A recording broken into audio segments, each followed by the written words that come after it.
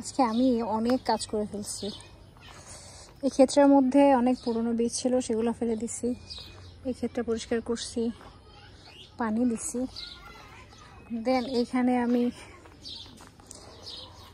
রজনীগন্ধার কন্দগুলো লাগাই দিছি, মাটিটা ঝুরঝুরা করছি, তার মধ্যে জৈব সার, গোবর সার, ড্যাপ সার এভরিথিং মিক্সড করে কন্দগুলো লাগাই দিছি। ওইখানে ওই যে বেলিটা লাগাইছি, প্রত্যেকটা গাছের গোড়া কোপাই দিছি, তারপরে ড্যাপ সার দিছি এইখানে, তারপরে পানি দিছি।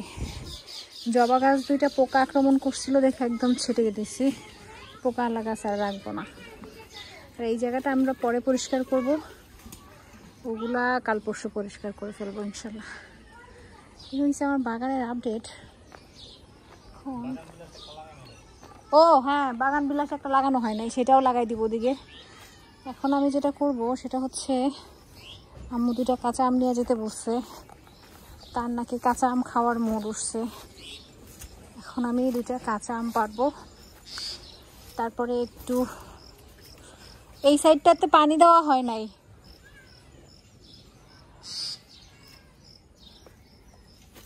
তো ওই লাঠিটা দিয়ে এখন আমরা কাঁচা আম পারবো। এগুলা কাল পরশু পরিষ্কার করব, আজকে আর করবো না, কারণ আমি একদম ডিহাইড্রেট হয়ে গেছি,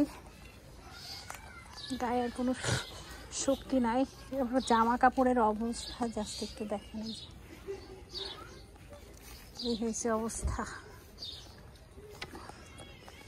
তো আমি এখন দুইটা আম পারবো, তারপরে কিছু সময় রেস্ট নিব, তারপরে বাসায় যাব।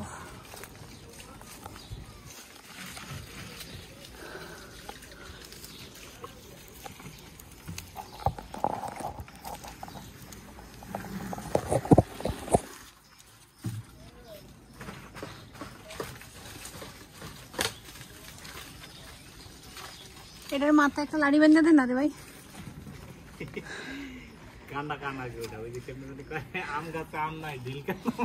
হ্যাঁ হ্যাঁ, তুই এখন এটার মাথায় বাঁধতে দে, আম গাছে আম আছে, ওটা থোড়ি এই দড়ি আছে, এটা তুই এটা বাঁধতে দে।